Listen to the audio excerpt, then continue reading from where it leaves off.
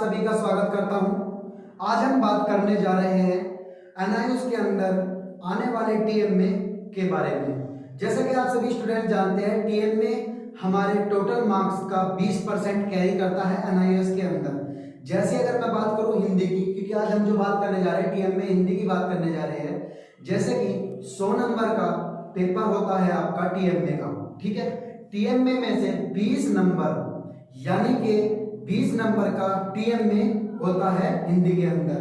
20% का mark calculate करेंगे तो टीएमए में 20% ही आते हैं, यानी कि 100 में से आपको 20 नंबर टीएमए के अंदर मिल सकते हैं। अगर आप अच्छे से अच्छी राइटिंग में अपना टीएमए खुद लिखकर पोर्टल पर अपलोड करते हैं या अपने एआई सेंटर पर जमा कराते हैं, तब आपको टीएमए के मार्क्स मिलते हैं। जमा कैसे कराना है या ऑनलाइन अपलोड कैसे करना है, वो सब हम आपको बता देंगे नेक्स्ट वीडियो में। मैं उस वीडियो का डिस्क्रिप्शन नीचे लिंक में भी दे दूंगा, आप जाइएगा उस वीडियो को भी जरूर चेक करिएगा। तो ज़्यादा समय ना व्यर्थ करते हुए चलो आइए बात करते हैं आज हिंदी टीएमए 302 सब्जेक्ट के बारे में, हिंदी सब्जेक्ट के बारे में, ठीक है। स्टार्ट करते हैं। जैसा कि आप सभी लोगों के पास क्वेश्चन पेपर आ गया है, हमने दिखा दिया है वीडियो में। क्वेश्चन पेपर में पहला जो क्वेश्चन होता है उसका आंसर ये रहा। प्रश्न नंबर 1, कवि ने कठपुतली को प्रतीक के रूप में क्यों लिखा है? क्वेश्चन नंबर 1, कवि ने कठपुतली को प्रतीक के रूप में क्यों लिखा है? तो इसका आंसर आप लोगों को लिखना है, कठपुतली कविता राजेंद्र उपाध्याय द्वारा रचित एक आलोचनात्मक व्यंग्य। इसमें उन्होंने कठपुतली को प्रतीक मानकर मनुष्य की आलोचना की है, ठीक है। ये लाइन लिखने के बाद आप इसमें कहेंगे, वे कहते हैं कि जिस प्रकार कठपुतली का नियंत्रण उसके हाथ में नहीं होता, वे किसी और के इशारे पर कार्य करती है, ठीक उसी प्रकार मनुष्य का नियंत्रण भी उसके हाथ में नहीं है। वे कठपुतली की तरह किसी और के इशारों पर कार्य करती है, यानी वह पराधीन हो चुका है। अतः कठपुतली और मनुष्य के बीच समानता के कारण ही इसे प्रतीक के रूप में लिया गया है। जब आप इसका स्क्रीनशॉट ले लीजिएगा, क्योंकि वीडियो तो चलती रहेगी, मैं बताता रहूंगा, आपको समझाता रहूंगा। वीडियो का पॉज करिएगा। इसके बाद क्वेश्चन नंबर 1 डालकर अपना ब्लैक पेन से, ये ब्लैक पेन से लिखना है आप सभी लोगों को, ठीक है। और ये उत्तर आंसर यानी कि आंसर इसका ब्लू पेन से लिखना है। मेरा कहने का तात्पर्य ये है, आप अपना टीएमए जितना अच्छा हैंडराइटिंग में, जितना सुंदर तरीके से बनाओगे, उतने ज्यादा चांसेस आपको नंबर ज्यादा लाने के मिल जाते हैं। यानी कि आपका अगर नॉर्मल टीएमए है 14, 15, 12, 13, 10 नंबर मिल जाएंगे आराम से, कोई प्रॉब्लम नहीं है। बट अगर आप अच्छी हैंडराइटिंग में अच्छे अच्छे कलरफुल पेनों का यूज करके अपना टीएमए बनाते हैं, आपको 20 में से 18 नंबर, 19 नंबर और अप्रोक्सीमेटली ज्यादा 20 नंबर भी आपको कभी कभी मिल जाते हैं, 20 नंबर भी। लेकिन अगर अच्छा बनाएंगे 17, 18, 19 नंबर आपके कहीं नहीं गए इस टीएमए के अकॉर्डिंग, ठीक है। इसी प्रकार आइए हम चेक करते हैं अपना दूसरा क्वेश्चन। हमारा दूसरा क्वेश्चन क्या है?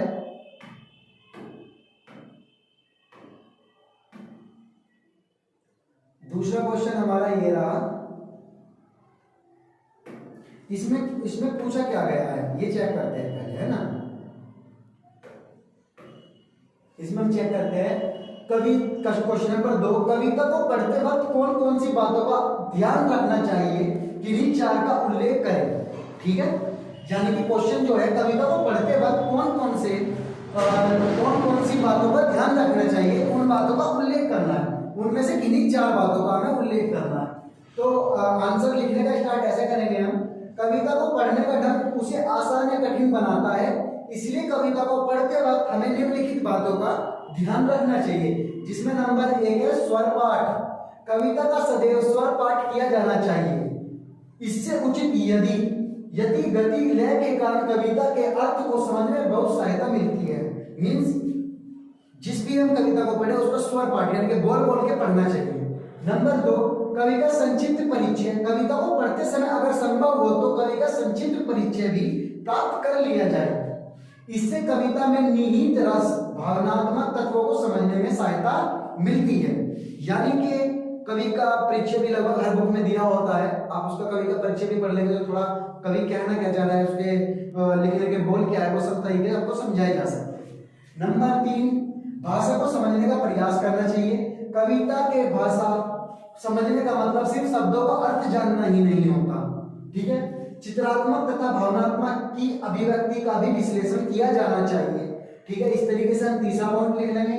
नंबर 4 पॉइंट, कलात्मक पक्ष को समझना।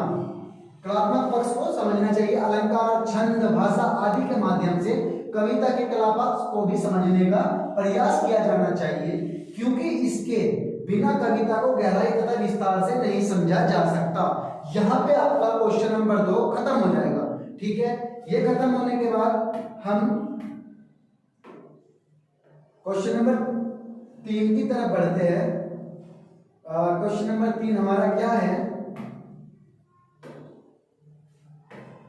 क्वेश्चन नंबर 3, यदि आप किसी कार्यालय में नौकरी करने जाते हैं और वहां किसी दिव्यांग के साथ कार्य करते हैं तो आप किन किन बातों का ध्यान रखेंगे?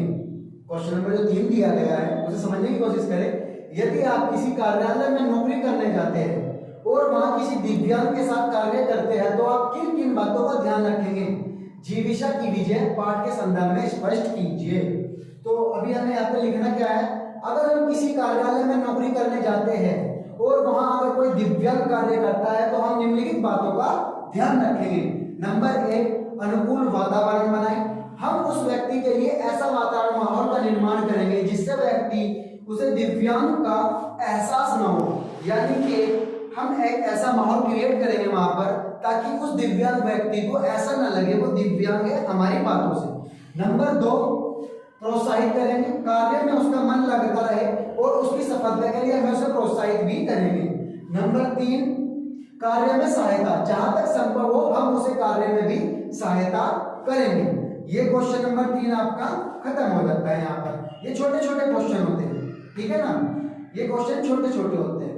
अब नंबर 4 आपका थोड़ा बड़ा क्वेश्चन आ जाता है। यहाँ पर क्वेश्चन नंबर 4 जैसे कि क्या है आपका? परियोजना लेखन की प्रक्रिया विशेष होती है। इसी परिक्षेप में परियोजना लिखते समय हमें किन किन बातों का ध्यान रखना चाहिए? क्वेश्चन नंबर 4 आपका ये है। आंसर इसका क्या लिखेंगे? परियोजना किसी समस्या के निदान या किसी समस्या के विषय के तथ्यों को प्रकाशित करने के लिए तैयार की गई एक महत्वपूर्ण योजना होती है। इसके लेखन की प्रक्रिया भी विशेष होती है।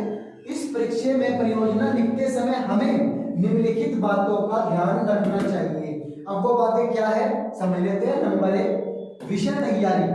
सर्वप्रथम परियोजना के लिए दिए गए विषय को पूरी तरह से समझना चाहिए, ठीक है। नंबर 2, आंकड़ों का संकलन। आंकड़ों के संकलन के लिए अखबार में छपे विषय से संबंधित पत्रों को एकत्रित करना चाहिए। नंबर 3, चित्रों का संकलन। चित्रों के संकलन के लिए रेखाचित्र पुस्तकों की सहायता लेनी चाहिए। नंबर 4, स्रोत, यानी कि हमें स्रोत भी अटैच करना चाहिए जब तक कोई केस बनेगा। किसी भी सुनी हुई बातों को प्रमाण स्वरूप प्रस्तुत नहीं करना चाहिए। यही स्रोत द्वारा उसकी पुष्टि होने के पश्चात ही उसका उल्लेख करना चाहिए। साथ ही जो भी आंकड़े, रेखा चित्र, विज्ञापन आदि प्रमाण स्वरूप दिखाए गए हैं उनके स्रोत यानी उन्हें कहां से संकलित किया गया वो भी लिखना चाहिए। नंबर 5 पॉइंट, विश्लेषण। आंकड़ों के आधार पर समस्या के विभिन्न पहलुओं का एक एक करके अलग अलग करके उदाहरणों के रूप में शीर्षकों के साथ विश्लेषण भी करना चाहिए। उपरोक्त वर्णित 5 बातों का ध्यान लिखते समय रखना चाहिए। यानी कि आपका ये क्वेश्चन नंबर 4 यहाँ पर खत्म हो गया। अगर आपको स्क्रीनशॉट लेने में थोड़ा प्रॉब्लम हो रही होगी तो थोड़ा यह करके देख लीजिएगा। ये आपका स्क्रीनशॉट हो गया, यहाँ तक करना है। इसके बाद आपको ये 2 लाइन भी इसी क्वेश्चन पेपर में, इसी क्वेश्चन में लिखनी है, ठीक है, ये लिख लीजिएगा।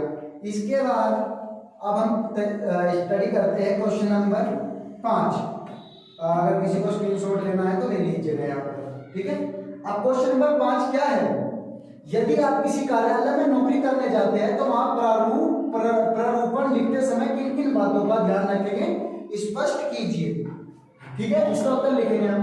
मुख्यतः सभी कार्यालयों में पत्रों के माध्यम से ही कार्यवाही की जाती है। जब किसी कार्यालय का कोई पत्र प्राप्त होता है तो उसका उत्तर के रूप में एक मसौदा यानी कच्चा रूप तैयार किया जाता है, यही प्रारूपण कहलाता है। तो प्रारूपण क्या हो गया वो आपने यहाँ से यहाँ तक समझ लिया। इसके बाद उत्तर, यदि हम किसी कार्यालय में नौकरी करने जाते हैं तो वहां पर प्रारूपण लिखते समय निम्नलिखित बातों का ध्यान रखेंगे। नंबर 1, प्रारूपण लिखते समय हम पत्राचार की जानकारी जरूर लेंगे क्योंकि वह प्रारूप का आधार है। ठीक है। पॉइंट 2, प्रारूपण अपने में पूर्ण तथा विषय आधारित हो, इस बात का पूर्ण ध्यान रखेंगे। नंबर 3, प्रारूपण लिखते समय विचारों को क्रमबद्ध तरीके से व्यवस्थित करेंगे, साथ ही साथ संदर्भ रहित बातों से बचा जाए, इसका भी पूरा ध्यान रखें। यानी कि आपका पत्र जितना छोटा होगा उतना अच्छा दान को समझने में आसानी होगी। नंबर 4, यदि प्रश्न का उत्तर दिया जा रहा है तो वह समुचित तथा सटीक होना चाहिए क्योंकि शुद्धता तथा तथ्यमयता का होना सरकारी कामकाज में बहुत आवश्यक है, क्योंकि सरकारी काम में एक छोटी सी भूल भी बहुत महंगी साबित हो सकती है, इस बात का भी हम ध्यान रखेंगे।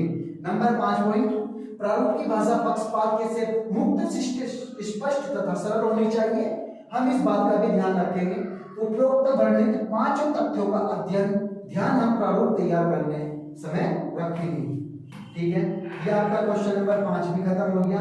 अब क्वेश्चन नंबर 6 जो कि महत्वपूर्ण क्वेश्चन होता है हर टीएमए में, चाहे वो हिंदी का टीएमए हो, इंग्लिश का टीएमए हो, मैथ का टीएमए हो, आपका social science, history, political science, sociology, economics, geography, any other subject, कोई सा भी अगर आपका सब्जेक्ट है उसमें क्वेश्चन नंबर 6 हमेशा महत्वपूर्ण होता है, क्योंकि ये क्वेश्चन स्टूडेंट को बुक में कहीं नहीं मिलेगा। ये क्वेश्चन खुद से ही तैयार करना होता है। हम आपको यहाँ पर हर एक क्वेश्चन का प्रारूप तैयार कर देंगे। थोड़ी बहुत लैंग्वेज आप चाहे तो चेंज कर लिख सकते हैं, जिससे आपको अच्छा टीएमए बनाने में भी मदद मिलेगी। आइए हम बात करते हैं क्वेश्चन नंबर 6 के बारे में। क्या क्वेश्चन है ये? विभिन्न संचार माध्यमों से मैं किसी एक माध्यम को चुनिए और उनकी विविध रूपों के चित्रों की कटिंग चिपकाकर उस माध्यम की विशेषताओं का उल्लेख अपने शब्दों में लगभग 150 शब्दों में करना है। मतलब क्वेश्चन समझने की थोड़ा कोशिश करिए। क्या बोला गया है? विभिन्न संचार माध्यमों में किसी एक माध्यम को चुनिए। ठीक है, उसमें दे रखा है, हमने अखबार चुना है अलग यहाँ पर, और उनके विविध रूपों के चित्रों की कटिंग चिपकाकर उस उत्तर माध्यम की विशेषताओं का उल्लेख अपने शब्दों में लगभग 150 शब्दों में करना है। तो लिखेंगे किसी भी सूचना, विचार या भाव को दूसरों तक पहुंचाने की प्रक्रिया ही संचार कहलाती है। संचार प्रक्रिया को संपन्न कराने के लिए माध्यम की आवश्यकता होती है। इसे मुद्रित, श्रव्य तथा दृश्य माध्यम आदि शामिल हो सकते हैं। मुद्रित माध्यम से मुख्यतः अखबार तथा पत्रिकाएं आती है। मुद्रित माध्यमों में विविध रूपों की विशेषताएं निम्नलिखित है। तो नंबर 1 हम जैसे डाल लेंगे, नंबर 1 अखबार। तो अब इसके बारे में पॉइंट लिखना है। लोकतांत्रिक का चौथा स्तंभ होता है। नंबर 1 लोकतांत्रिक का चौथा स्तंभ होता है। हमेशा से कहा गया है मीडिया हमारा लोकतंत्र का चौथा स्तंभ, पिलर है। ठीक है, स्तंभ यानी पिलर है, ये हमेशा से कहा गया। आपने पढ़ा भी होगा, 10वीं में पढ़ा होगा, पहले ही पढ़ा था। तो इसमें क्या लिखना है? अखबार को लोकतंत्र का चौथा स्तंभ भी माना जाता है क्योंकि यह लोकतंत्र के तीनों स्तंभों, विधानपालिका, कार्यपालिका तथा न्यायपालिका की गड़बड़ियों को उजागर करता है। इसीलिए मीडिया को लोकतंत्र का चौथा स्तंभ भी माना गया है। ठीक है, अब हम बात करेंगे नंबर 2 की, लोकतंत्र की रक्षा। अखबार खबर पालक बनकर लोकतंत्र की रक्षा भी करता है। नंबर 3 अखबार जनसभा को उसके अधिकारों के प्रति सजग करता है। नंबर 4 अखबार हर मुद्दे पर प्रहरी के भांति नजर भी रखता है। ठीक है, इसके बाद हम इसी के अंदर दूसरा पॉइंट लेंगे, पत्रिका। पत्रिकाओं का प्रकाशन अखबारों की तरह रोज नहीं होता है। जैसे अखबार डेली डिस्ट्रीब्यूट होते हैं, पत्रिका डिस्ट्रीब्यूट नहीं होती डेली। पत्रिका जो होती है या तो वीकली या मंथली या ईयरली वाइज डिस्ट्रीब्यूट होती है। तो यहीं पर वो बताया गया है, रोज नहीं होता है, यह सार्वधिक होती है, यानी यह साप्ताहिक, वार्षिक तथा मासिक हो सकती है। वही मैंने अभी बताया आपको। सावधिक होने के कारण इन समाचार पत्रों में ताजा सूचनाओं के होने की गुंजाइश कम होती है। ये रियल है, सूचनाओं की होने कम होती है। नंबर 3 है इसके सावधिक होने से सबसे प्रमुख लाभ यह होता है कि सूचनाओं के विस्तार से प्रकाशन तथा विवेचना की सुविधा होती है। नंबर 4, चूंकि इन्हें दैनिक अखबारों की तरह प्रकाशन की कोई जल्दी नहीं होती, परिणाम स्वरूप इन्हें खबरों की तरह तह तक जाने का मौका मिल जाता है और अच्छी तरह से चीजों को प्रस्तुत करते हैं। ये हमारा क्वेश्चन नंबर 3 और क्वेश्चन नंबर 6 का लास्ट हो गया। अब इसमें आप क्या करेंगे, एक थोड़ी सी चीज और ऐड करनी है आपको। ये लिखने के बाद आप एक पेज और एक्स्ट्रा लेंगे जिसमें आपको न्यूज़पेपर की कटिंग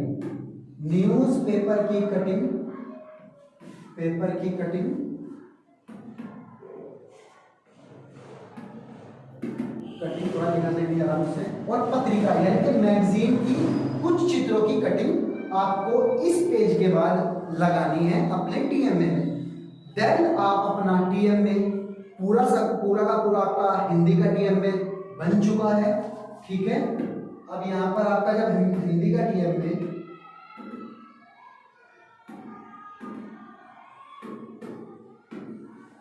यहाँ पर आपका हिंदी का पूरा टीएमए बन चुका है। अब आपको करना क्या है, जैसे कि मैं बता रहा था अभी आपका एक ही सब्जेक्ट का टीएमए कंप्लीट हुआ है। आने वाली वीडियो में हम आपको सभी सब्जेक्ट के टीएमए इसी तरीके से पढ़ाकर अच्छे से समझाकर बनवाएंगे, जिसके लिए आपको हमारे बागपत मैड इंस्टीट्यूट का यूट्यूब चैनल को सब्सक्राइब करना होगा, वीडियो को लाइक करें और अपने उन दोस्तों तक जरूर पहुंचाएं जिन्हें इनकी सख्त जरूरत है, क्योंकि टीएमए सभी लोग सभी जगह आपको फ्री ऑफ कॉस्ट नहीं मिलता। सिर्फ हमारे चैनल पर अच्छे से अच्छा लिखा हुआ प्रशिक्षक टीचरों द्वारा बनाया हुआ टीएमए ही आपको प्रोवाइड किया जा रहा है, इसमें गलती की कोई गुंजाइश है ही नहीं। तो आपको इसके लिए हमारे चैनल को सब्सक्राइब करें, वीडियो को शेयर करें और लाइक करें, हमें अपना प्यार दें। साथ ही साथ आने वाली वीडियो में हम आपको समझाएंगे कि आपको अपना नेक्स्ट टीएमए इंग्लिश, हिंदी या जो भी होगा, जो भी सब्जेक्ट हम चूज करेंगे, जल्दी वीडियो कल लेकर आएंगे, हमें पॉसिबिलिटी है कल लेकर आ जाएंगे। उसके लिए आपको दूसरा टीएमए बनाना होगा। अब इस टीएमए को बनाने के बाद एक प्रॉब्लम स्टूडेंट के सामने आएगी, इस टीएमए का पहला पेज कैसे बनाना चाहिए। सभी जगह अलग अलग तरीके बताए जाएंगे, हम आपको एक ऐसा ऑप्शन रख देंगे जिससे आप लिंक पर जाकर अपना पहला टीएमए का पेज डाउनलोड भी कर सकते हैं। उसमें क्या क्या जानकारी देनी चाहिए वो मैं नेक्स्ट वीडियो में बता दूंगा, आपको डिस्क्रिप्शन में लिंक भी दे दूंगा उस वीडियो का, आप जाकर चेक कर लीजिएगा। नॉर्मली हम आपको बनाकर भी दिखा देंगे ताकि आप अपने हैंड राइटिंग में अपना टीएमए का पहला पेज बना सके और अच्छे से अच्छे नंबर अपने टीएमए में प्राप्त कर सके।